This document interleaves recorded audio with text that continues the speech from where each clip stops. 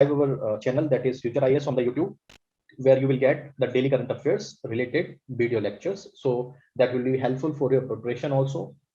And we are hoping also that you are studying the national newspaper like the Hindu and Indian Express. Both of these newspapers are equally good. Apart from that, you can also refer our channel on the YouTube also. All right. So let's begin with the lecture. Okay. So first is basically the news which is related to the Right to Information Act. That is RTI Act 2005. Okay. So Right to Information Act is basically a great legislation which was enacted by the Parliament of India to provide the timely and transparent information to the citizens, right?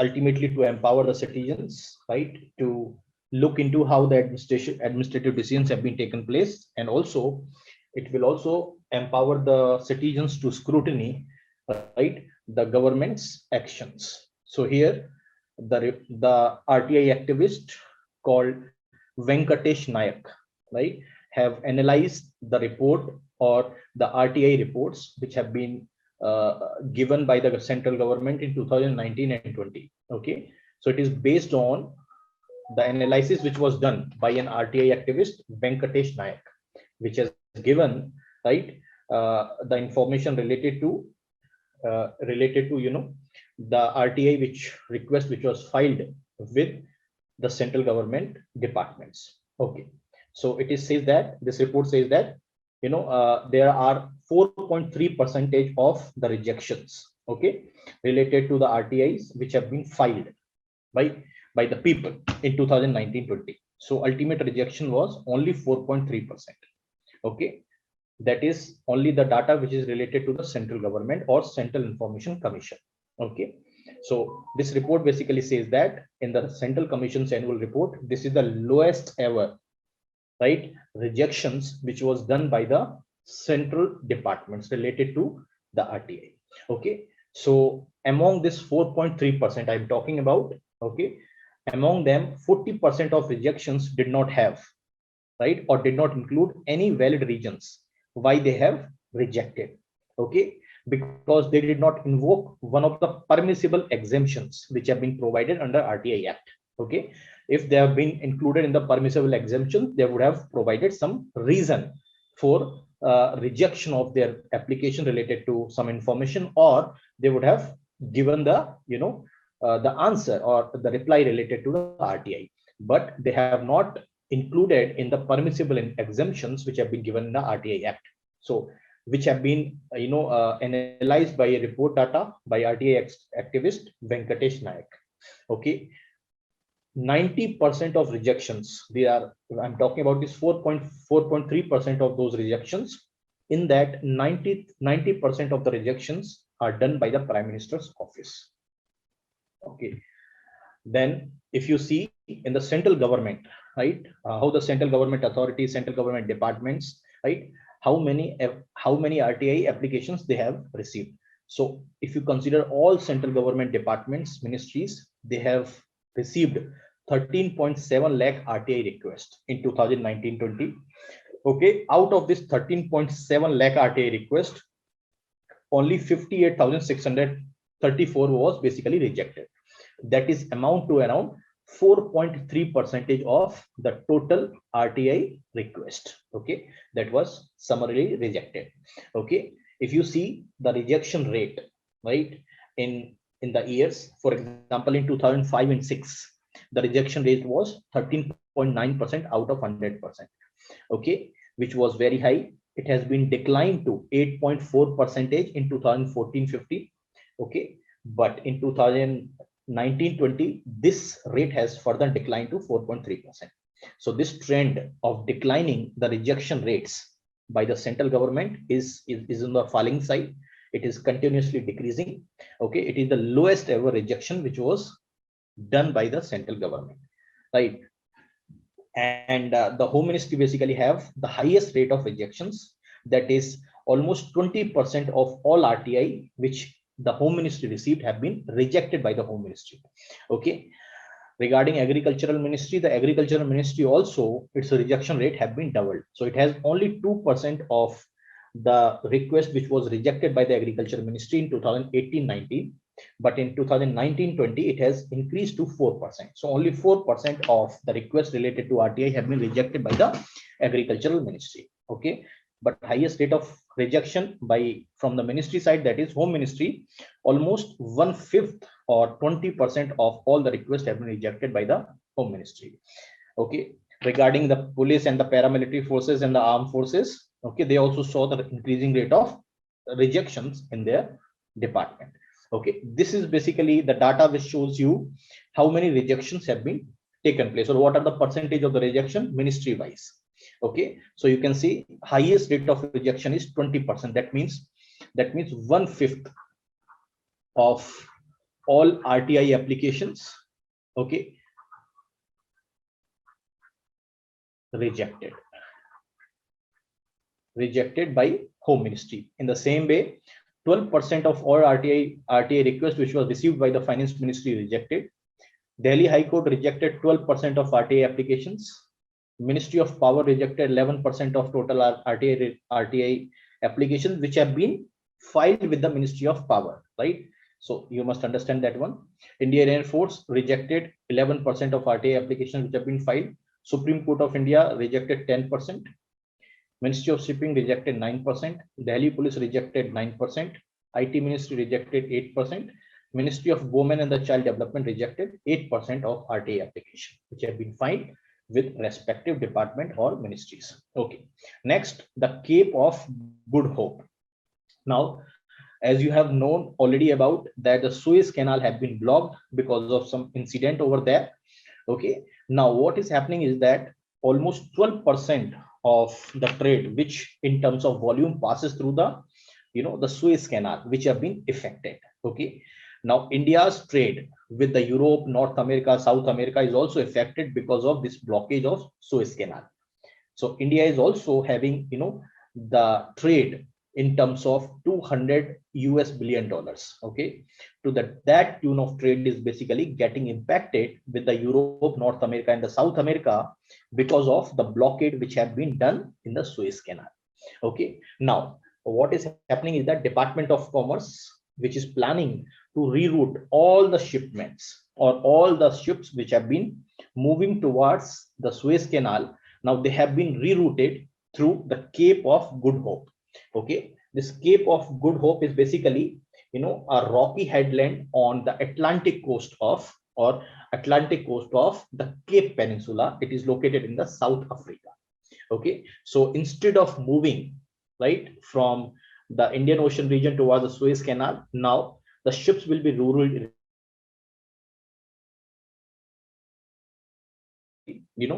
take the route towards the Europe. Okay, now the common perception that we have is that Cape of Good Hope is basically the southern tip of Africa, but it is not true, right? If you see the map of the Africa, you will find that the southernmost tip or southernmost point of the Africa is basically Cape Agulhas, where you will have the Agulhas current also, right? The Agulhas current is basically a cold current which flows around the western coast of Africa. Okay, now obviously when the ship turns towards the Cape of Good Hope, right, all along the western side of African coastline from the equator, right, so this Cape of Good Hope basically marks the point where the ship begins to travel more towards eastward than southward and ultimately covers its journey. Okay, so here you can see the Cape Agulhas is basically the southernmost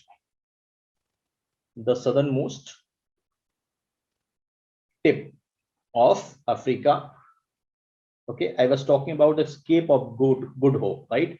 So along with that, the ships will move towards towards Europe and towards basically the African continent. All right, next, NISAR. See, NISAR is basically NASA ISRO synthetic aperture, synthetic aperture, basically your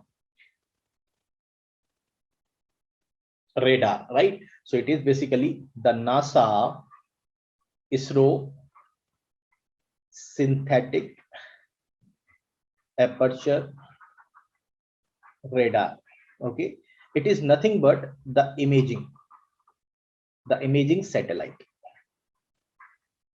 okay, which will be sent, right, by both NASA and the ISRO. The NASA is basically the space agency of United States of America, and the ISRO is basically the space agency of the India.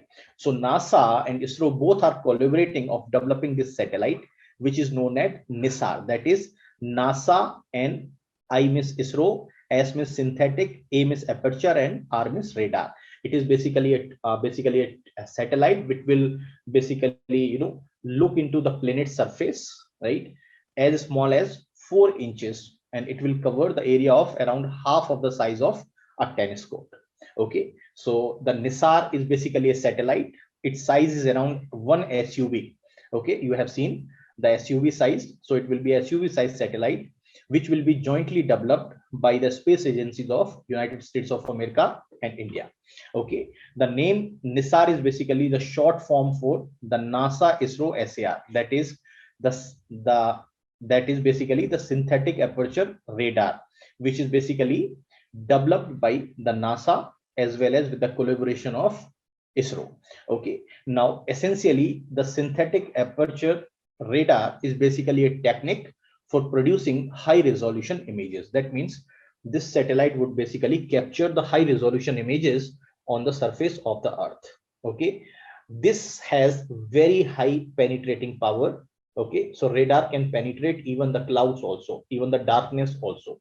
So that means this NISAR will basically collect the data, will collect the high resolution images, right, throughout the day and the night. That means it has very high precision capability. It can penetrate all around the day and the night, which can basically help in collecting the data in terms of high resolution images. The partnership for the development of this NISAR was basically signed between NASA and the ISRO in 2014.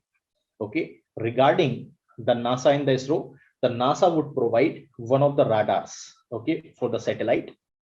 The NASA will also provide the communication subsystems for the scientific data. Okay, it will also provide the GPS receivers and also the payload data subsystem. Okay, this part is basically provided by the NASA. What ISRO will provide? The ISRO will provide basically the spacecraft bus.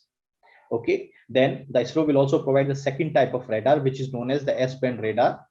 Okay, the ISRO will provide the launch vehicle.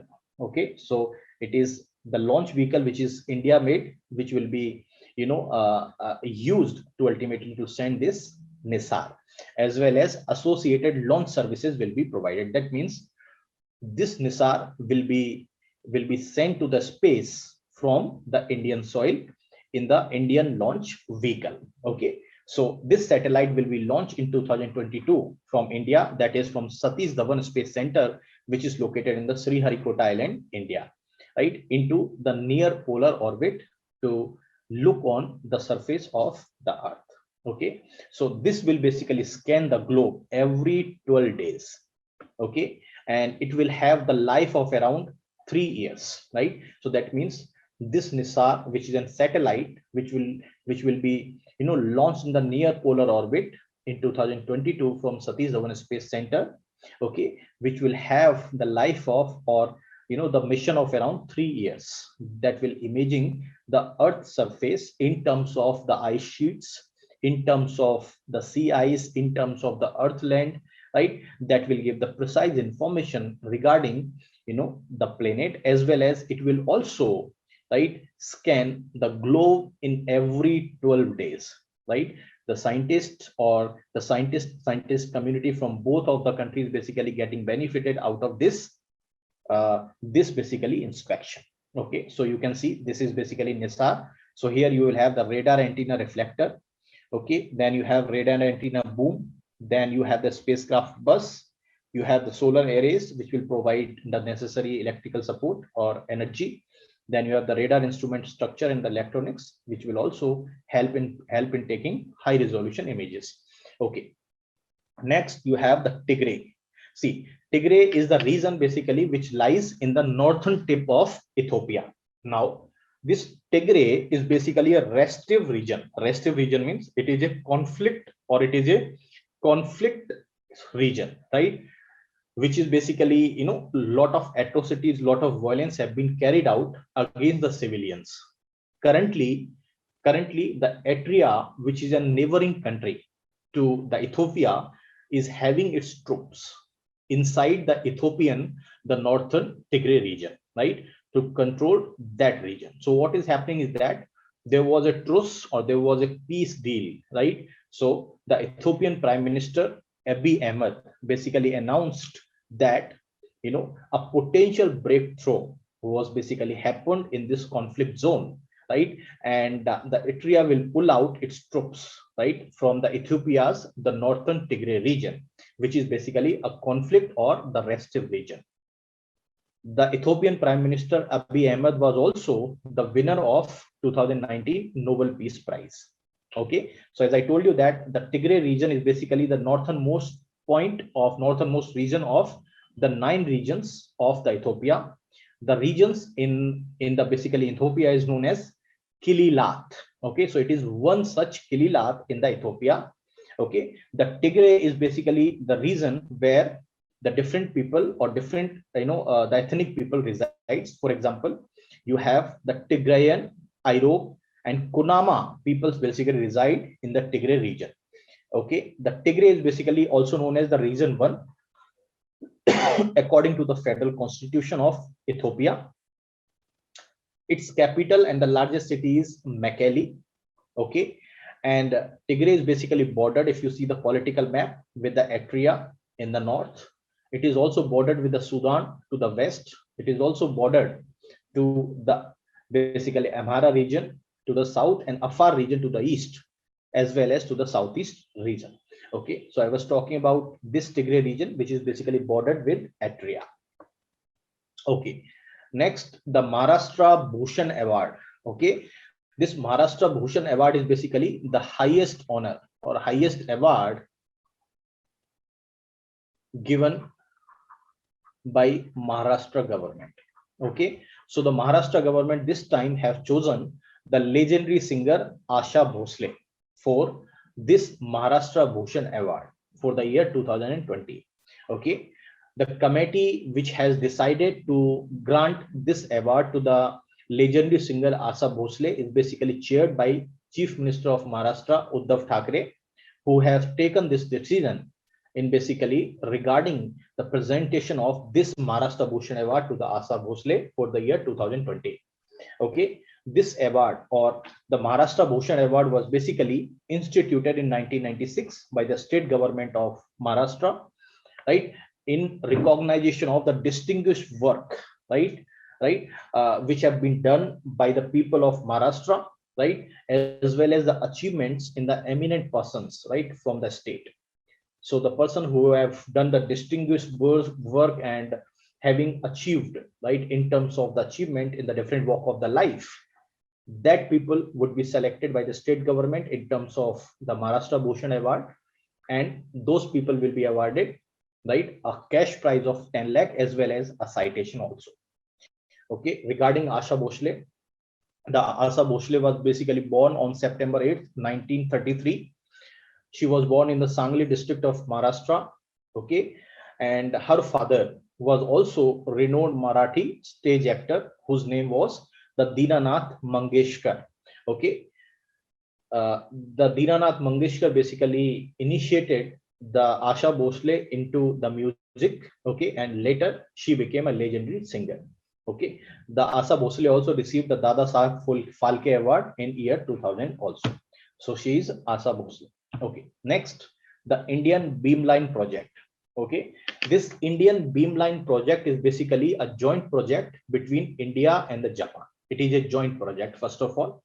Okay, now what is this project? It is basically a facility for material research. That means it is an advanced techniques, or this project is all about the advanced X-ray techniques for material research. Okay, it is a joint Indo-Japan scientific and technical collaboration or the cooperation project. Okay, the third phase of the India Beamline project is basically going to be initiated or is already initiated from the March 3rd to 2021. Okay, this third phase of Indian Beamline project is mainly focusing on, the industrial application research that will be for the material research. So this third phase would increase the number of researchers from both of the countries, right? That means from India and the Japan to be trained in the advanced X-ray techniques in the material research. Okay, now there will be, in this third phase, the steps have been taken to allocate more beam time.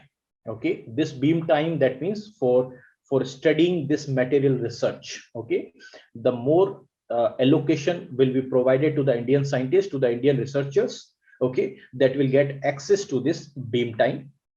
Currently, only 50% of the Indian researchers who apply for this would receive the beam time. Okay, this Indian beam time have been constructed and maintained by the Saha Institute of Nuclear Physics, which is basically located in Kolkata, as well as the Jawaharlal Nehru Center for Advanced Scientific Research, that is JNCAR, Bangalore. And it is basically in the Photon Factory, which is basically the Japan Synchrotron Light Source Photon Factory of High Energy Accelerator Research Organization. And it is basically set up with the support from the Nano Mission as well as with the Department of Science and Technology. Okay, so this India and the Japan Scientific and Technological Cooperation Project is initiated between the Department of Science and Technology as well as the Accelerator Research Organization belongs to the Japan on 24th of July 2007. Okay, the first phase of this beamline project was basically implemented between 2009 and 2015. Okay, now then an X-ray beamline, that is BL-18B, was basically constructed by Saha Institute of Nuclear Physics in the Photon Factory. Okay, in the second phase of this beamline project, which was implemented between 2016 and 2021, okay, it is being implemented jointly by the Jawaharlal Nehru Center for for Advanced Scientific Research, as well as the Saha Institute for the Nuclear Physics, jointly developed this beamline, right? Obviously, to cater the various, the needs of or various users from the India, as well as the scientific community, as well as the researchers community will also get access to such beamline for the advanced research. Okay, so you can see here the different scientific community from both the sides, India and the Japan, technical cooperations have been taken place under this beamline initiative. Okay, next, the tribal TB initiative. The tribal TB initiative is basically launched by the Union Health Ministry. So Union Health Minister Dr. Harshvardhan launched the tribal TB initiative. Okay, the tribal TB initiative is launched in the pursuit of making the tribals TB mukt. That means to make the tribals TB free, tuberculosis free, right? To make the tribal mukt Bharat. So a guidance note for the joint action plan for the tuberculosis elimination, right, with a special edition of the Union Tribal Ministry's publication, that is ALAK on the TB, have been published, and as well as a document for the tribal tuberculosis, which was also released. Now, regarding tribal population, currently the tribal consisting of 104 million population out of the India's population, that correspond to around 705 different tribal communities in different states. Okay, combinedly the tribal population consisting of the 8.6% of the country's population.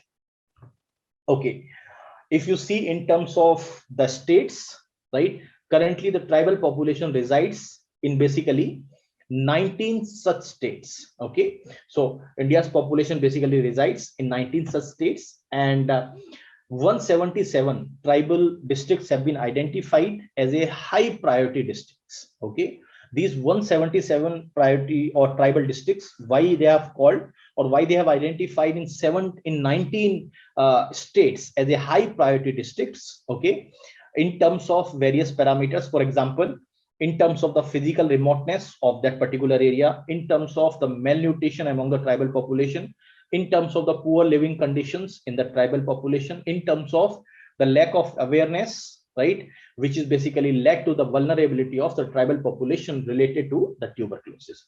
So 177 districts in the 19 identified states have been identified as the priority districts, right, for to be for the TB elimination. Okay, so initially a joint plan will focus on 161 districts in the 18 identified states. Okay, now here there will be the periodic TB active case finding drives will be there in such 161 districts initially, as well as the provision for the TB preventive therapy will also be provided to the tribal population who are residing in the 18 identified states, right? These tribal population who are identified as a vulnerable population, right? And that will be provided some sort of a long-term mechanism for the vulnerability reduction, right, in the tribal population, which will be preventing further spread of the tuberculosis among the tribal population. Okay, so activities which are provided in the tribal TB initiative, you can see here the activities which are provided is basically, first of all, the vulnerability mapping. That means in the tribal population, that is 177 districts which have been identified by the Union Health Ministry. So here you have basically vulnerability mapping. That means the population belongs to the tribal population which is basically vulnerable, right? So those vulnerable population will be identified, that will be mapped, right? That will be later followed by the quarterly ACF as well as a TB preventive therapy which will be provided to the tribal population. Okay, then there will be a capacity building for the frontline workers also. That means the doctors, paramedical staffs who are working to prevent, okay, the tuberculosis, the capacity building drive will also be provided to those, as well as the vulnerability reduction, the mechanism.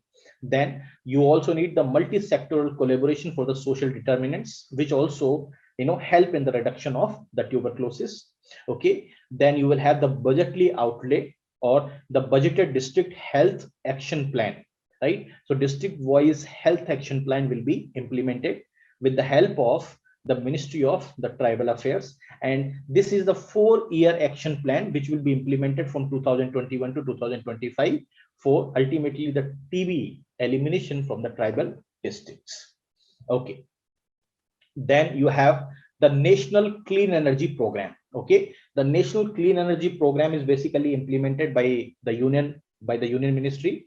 Now what happens is the Union Environmental Ministry basically signed an MOU, right, with the representatives of the state pollution control boards. So various state pollution control boards with urban local bodies and the institutes of repute, right, 132 identified cities, right, MOU was basically signed, right?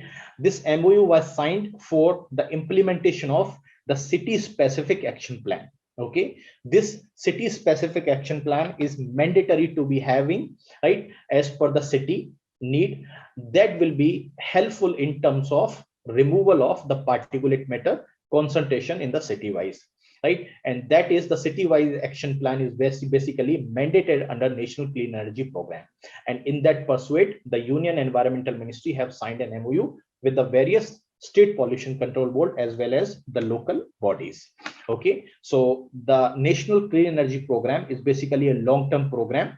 Okay, it is a time-bound program, right? It is having the national level strategy to tackle the air pollution, to tackle the problems related to the air pollution, right? To tackle the problems related to the particulate matter in a comprehensive manner. Okay. The ultimate target of the National Clean Air Program is basically to achieve the reduction, right, in terms of the particulate matter from 20% to 30%, right? So that means the particulate matter concentration, right, which is basically there with the base level of 2017, right? The ultimate target is to achieve 20 to 30% reduction in terms of the particulate matter, right? That is particulate matter 2.5 and particulate matter 10, right? Then the National Knowledge Network, which is basically having having the collaboration with the leading air quality specialists have also been constituted. Okay, this is basically provide the technical advisory group, right, or technical advisory to basically, to the different the state pollution control board, to the different agencies, to the different stakeholders that will support the activities under this national clean energy program or national clean air program, and that will also guides the local institutes of repute in conducting the cutting edge air quality research in India. Okay, next, the Indo-Korean Friendship Park. Okay, so as the name suggests, Indo means Indian, Korean means the basically South Korea or Republic of Korea. So Indo-Korean Friendship Park is basically jointly inaugurated by the ministers of defense from both the countries, from the Republic of Korea as well as from India. This park is located at Delhi Cantonment. Okay, and it is the first Indo-Korean Friendship Park. Okay, which is jointly inaugurated by Mr. Shu Buk, which is basically the minister of the National Defense Republic of Korea, as well as Shri Rajnath Singh, which is also the Defense Minister of India at Delhi Cantonment on 26th of March 2021. Okay, this Indo-Korean Friendship Park is located at Delhi Cantonment area. Okay, this park has significance because it has become a symbol of strong Indo-Korean friendship relations. Okay, and this park is also having a monument, right, where the India was contributed basically as a part of the 21 countries which participated in the Korean War in 1950-53, where the Korean War held between North Korea and the South Korea. India was also participated in this contribution under the aegis of the United Nations. Okay, now this park is basically jointly developed or is developed in the consultation with the Ministry of Defense, Government of India, as well as Indian Army, with the Delhi Cantonment Board, with the Embassy of Korea, as well as the Korean War Veterans Association of India. Okay, now the one of the pillars in the park which have been encompassing the noble laureate, the Gurudev Rabindranath Tagore's narration of Korea regarding the lamp of the East. So the Rabindranath Tagore basically narrated the Korea as the lamp of the East, which have been published also in the Korean daily Dong A Ilbo in 1929. Okay, so this is basically the new Indo-Korean Friendship Park, which has been inaugurated by the Defense Minister of India and Korea on 26th of March 2021. Okay, it is the first such Indo-Korean park which is located in the Delhi Cantonment area. Okay, now next is exit poll. What is exit poll? Exit poll means as soon as the person gave the vote, okay, in the polling station, as soon as the person came out, okay, immediately the persons who belongs to the press reach to the person and ask, right, related to the voting pattern, to whom the person have voted. So that is basically called the exit poll. Exit poll means very simple. As soon as the person exited from the polling booth or from the polling station, you are asking, right, to whom you have been voted upon, right, and ultimately you are published that information. That is called in terms of exit polls. Exit polls are banned in India, right, within a predefined period. So here Election Commission of India has the power to ban this exit polls report or exit poll data. Okay, this have been given this power to the Election Commission of India under section 1 of section 126A of the Representation of the People's Act 1951, which empower the Election Commission of India to ban the exit polls within a predefined period of that time. So here the Election Commission of India banned the publication of exit polls under section 126A of Representation of the People's Act 1951 between the 7 a.m. on 27th March 2021 to the 7:30 p.m. on 29th of April 2021. That means almost you can see, from almost for the 1 month, from 27th March to 29th of April. Okay, the exit polls would be completely banned, right? No one can publish the exit poll result between that period.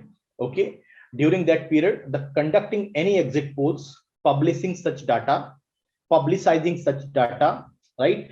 Either by means of print, either by means of electronic media, right? Or any manner, right? If the data is published, or if you conduct exit poll, that is offense, right? Under the Representation of the People's Act 1951.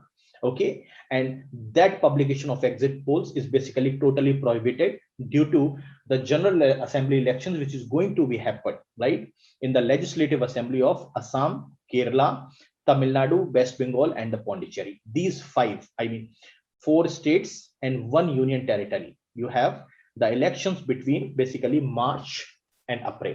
So in that 1 month, almost 1 month, the exit polls will be banned. Okay.